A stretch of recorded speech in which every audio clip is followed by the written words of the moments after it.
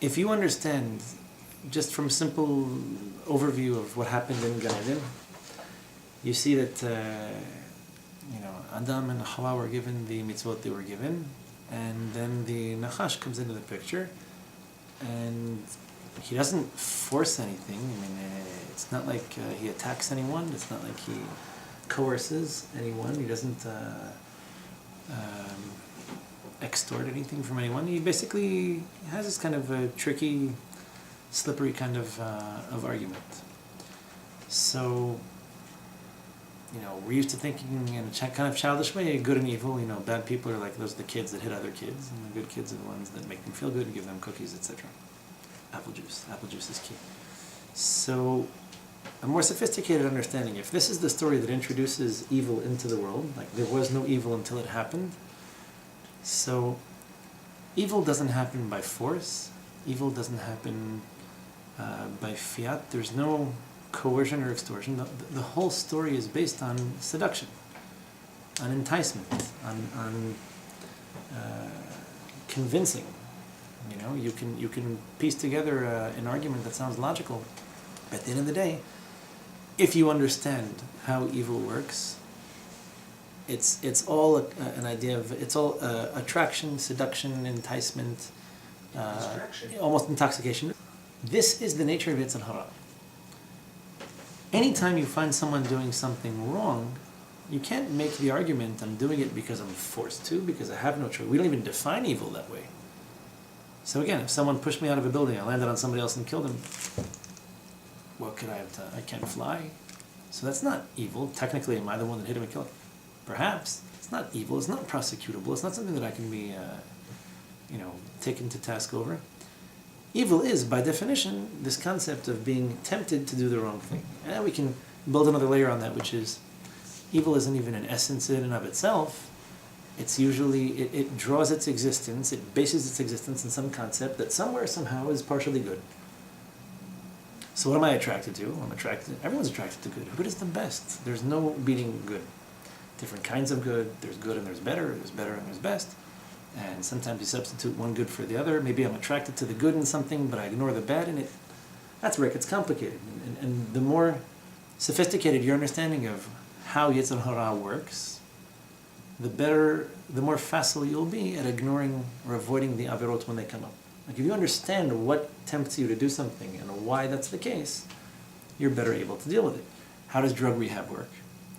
You learn a lot of things from this. You have this tremendous desire to do something, but you know it's bad for you. So what makes you desire it? What is it about it that you like? What is it about it that you don't like? Can you remember what you don't like when you feel this temptation? If you can, maybe you can overcome it. Maybe you can get yourself attracted to or find yourself desiring less damaging, perhaps more positive things, and you can just harness that power. That's the way the neshama works. Just, get yourself drawn to, entice yourself to do the right things. It's hysterical, but it's true. People who have bad study habits, one of the things that you would counsel them to do is to give themselves rewards. That's simple, like monkey. I hate grading tests. I hate reducing people to numbers. It's not my thing. When I have to do it, I'll sometimes reward myself with something that I enjoy more, so I don't die while I'm grading the test because I really hate it. So I can promise myself, I'll do 5 tests and then I'll read something I'm interested in reading about. So test number 1, I hate doing this. Test number 2, I really hate this. Test number 3, all right, 2 more and I'm done. Test number 4, I can't wait. Test number 5, get out of my way. And finally, I get to do something really cool. Like a carrot and a stick, but you can, you can't fight it. You can't make yourself like certain things or make yourself hate certain things. It takes a lot of work. Knowing that your natural drive, your natural instinct is to be drawn to, attracted to certain appealing things, you can just use this in your favor. So where does it say that, or where is that concept repeated in the Torah? It happens once by Gan Eden, and then, it appears everywhere. If you know how to read this, if you understand, you can read between the lines, understand. But it's a very fundamental understanding of good and evil. Then you go to Kriyat Shema. In fact, we read this every day, hopefully twice a day. Guard yourselves, protect yourselves, lest your hearts be lest your hearts should be seduced, enticed, and deviate and worship other gods. So Yetzer HaRa works by attraction, not by repulsion. That's a very powerful concept. It'll influence everything you learn and everything you do, but it depends on how well you understood that particular concept. Everybody understood and appreciated the prophets? They didn't all necessarily convey the same message or in the same way. Most of them were despised. So it's not like this appealed to the masses, but it was a nishmatic reflection of, a nishmatic expression of a godly message as I understand it and as I interpret it. So some prophets prophesied a lot, some prophesied a little, some didn't prophesy at all. But it's an expression, and they found the words to. What's prophecy? If you want to compare it to an art form, prophecy would be the highest possible concentration of godly truth in the smallest number of words. Think of it like that. Instead of telling a whole story, so Shakespeare has to design a whole play in order to appeal to the masses. That appeals to the masses, that's great. The prophet is trying to squeeze as much godliness as he or she can into as few words as possible, not even wasting a letter. Take a godly truth and just nail it. Here's the pasuk. Some of the psukim, they really resonate. A classic example of this is Yirmiyahu, when he's absolutely lambasting the nation for all the crazy things they were doing, all these crazy beliefs and their assimilation and their total ignorance of God and all the things he's done for them. So he puts it like this. These are the people who say to wood, meaning you pray to these wooden statue, you're my father, meaning like you pray to the wood as if it's your God. A piece of wood that you carved yourself. It just represents, okay, it's not so stupid, it represents an idea or a concept that inspires you in a certain way.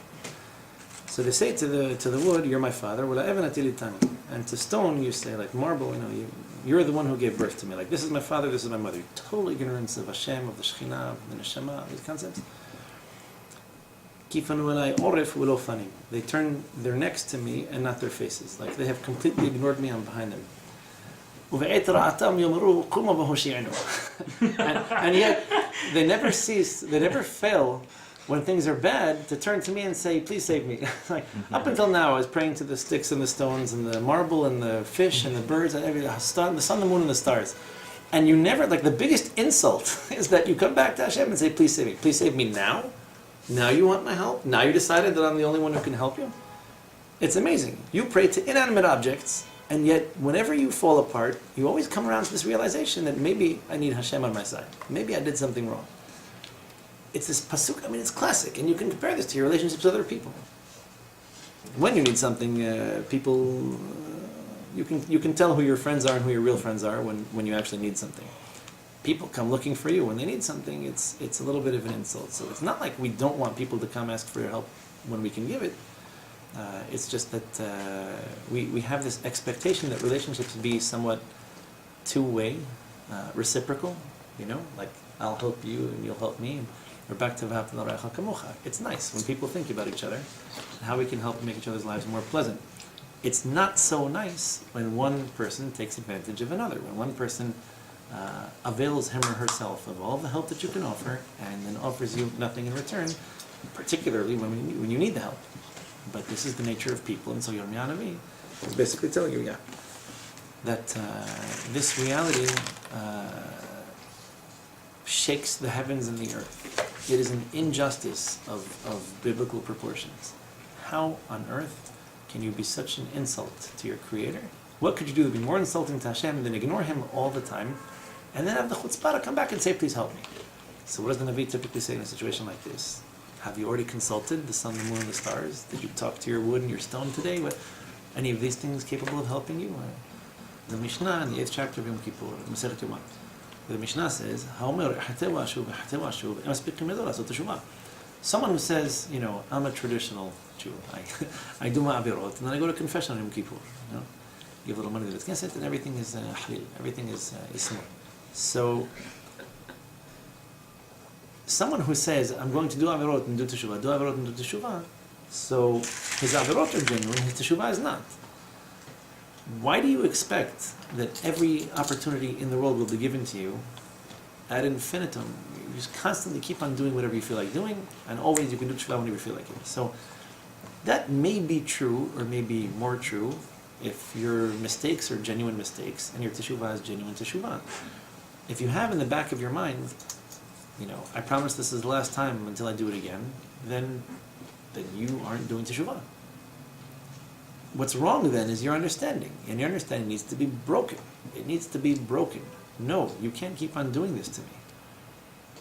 You cannot keep on abusing me. You can't keep on ignoring me. It could be Hashem, it could be a person. It doesn't really matter. If your mentality is such that you just abuse things to no end, then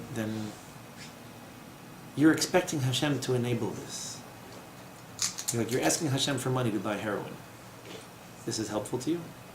The money's the problem? A little more is going to do it? One more chance, one more try? It's destroying you.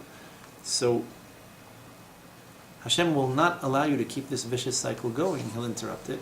What you might need is a real interruption of your reality, and then you'll put the pieces together afterwards. But sometimes things really need to break before they get better. So